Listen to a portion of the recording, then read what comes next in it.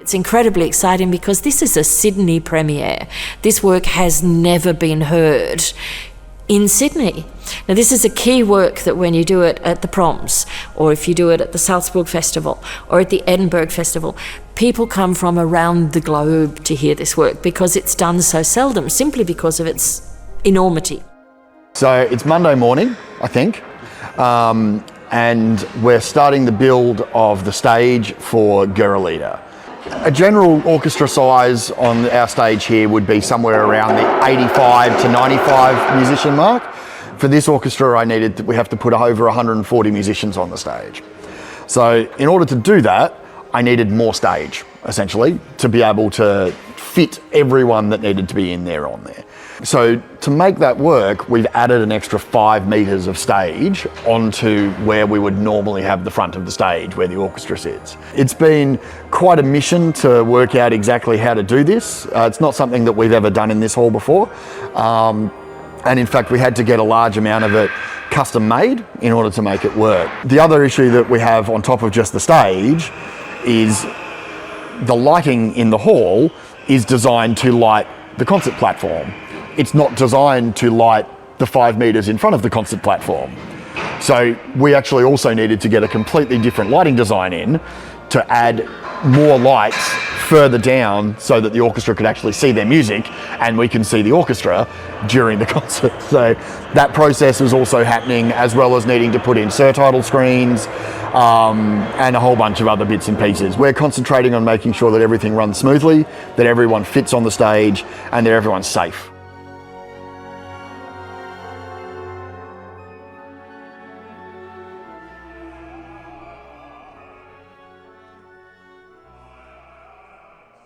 We managed to get hold of Simone O'Neill for this terrific project, and I'm delighted to introduce Australian audiences to a soprano I've worked with many, many times in Berlin, in Vienna, in Hamburg, in Munich. Her name is Ricarda Mehrbert. In Madrid, we've worked together. We've done so many things. Walküre, Dutchman, Daphne, Beethoven Nines, you name it, we've done it together. She's an extraordinary singer with it doesn't do her justice to say she has vocal cords of steel, but she sings these ridiculous roles, has a drink of water, and then can do the whole thing again from the top. She's an incredible woman. Hi everyone, I'm Simone O'Neill from New Zealand. Thanks very much for having me back here in Sydney. I am singing the part of Waldemar in Schoenberg's Gurrelieder with the Sydney Symphony and the great Simone Young. Today is the first day of rehearsals, so we are with piano here at ABC working the piece through with Maestro Young, and it's so beautiful, this piece of music. I mean, she loves it, I love singing it, so we're able to find some really beautiful moments. Obviously we're doing the mechanics of how one will beat a bar, for example, tempo and that sort of thing, and then tomorrow with the orchestra. So it's nice to be in this great room here, singing this fantastic repertoire. 3 other great soloists.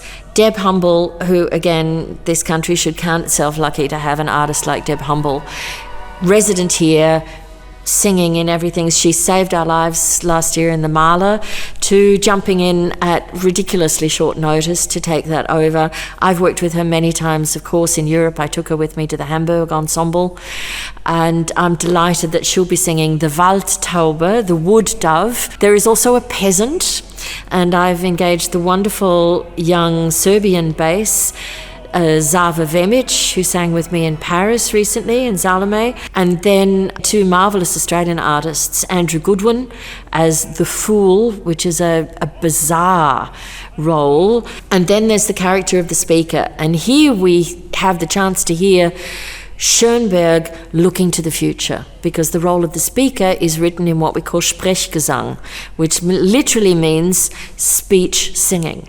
And Warwick Fife, who's a marvellous Australian artist, is going to be able to bring the precision and the character to the role of the Sprecher. So we've got a great lineup of soloists.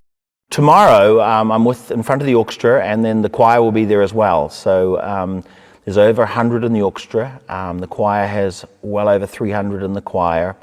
plus us soloists, it's daunting.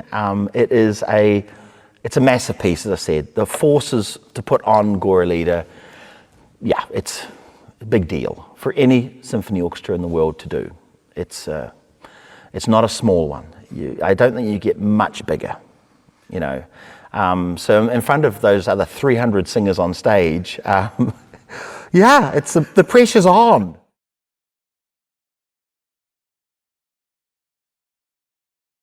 Good afternoon, everyone. Thank you very much for making the trek to Sydney. We're extremely excited about this week.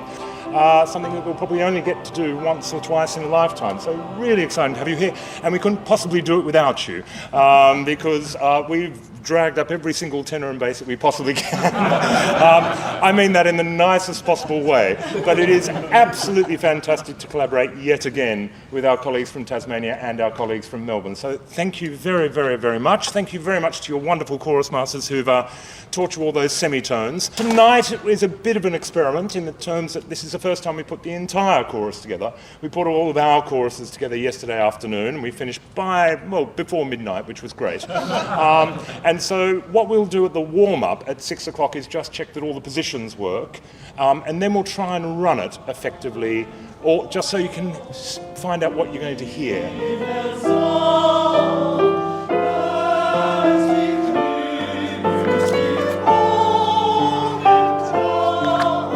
Really good, very, very good indeed. Something that is very close to my heart and to the hearts of the musicians of the orchestra is our engagement with young and emerging talent. And in particular, for example, our very successful Fellows program, where young musicians are engaged for 1 or 2 years as fellows with the orchestra and play a number of their own programs, but also are integrated into the orchestra.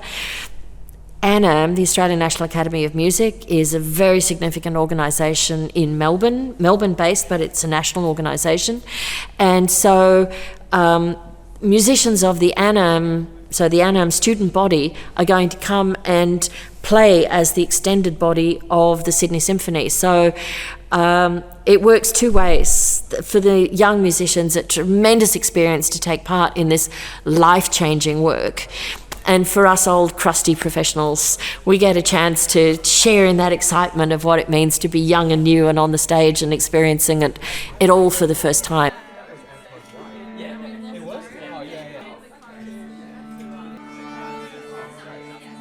My name's Isabella Thomas. I play the trumpet, third year at ANAM, and originally I'm from Auckland, New Zealand. It's obviously a great opportunity to be able to play in the orchestra and contribute to the trumpet section. But also just having the opportunity to listen is, I think, developing me more as a musician. My name is Jesse Vivanti. I play percussion in the orchestra, and this week I'm playing the keten, or the chains.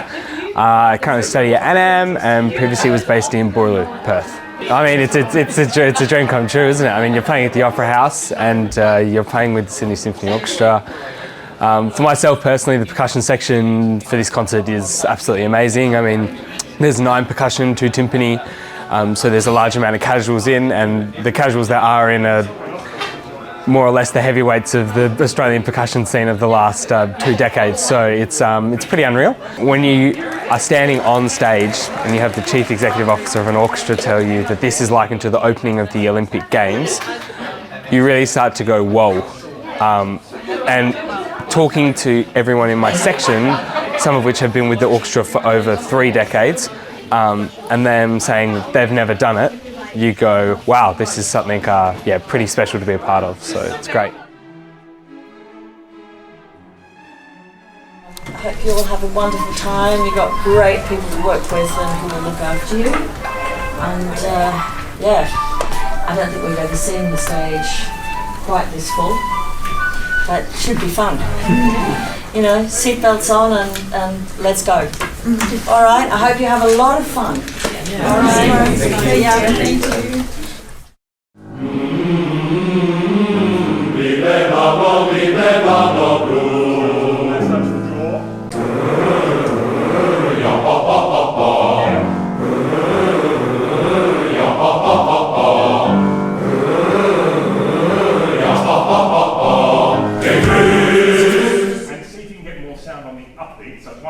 And now sound like evil henchmen. 1, 2. Yes!